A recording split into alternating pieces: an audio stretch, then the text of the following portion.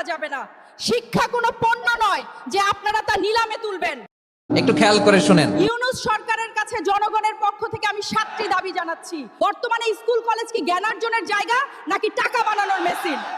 ভর্তির নামে ডোনেশনের এই ডাকাতি বন্ধ করতে হবে।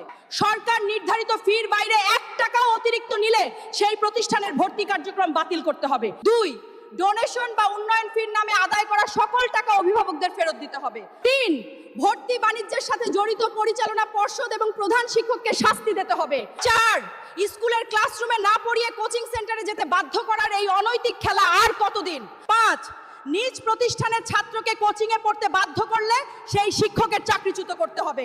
6, প্রশ্ন ফাঁস বা সাজেশন বাণিজ্যের সাথে জড়িত সকল কোচিং সেন্টারকে সিলগালা করতে হবে।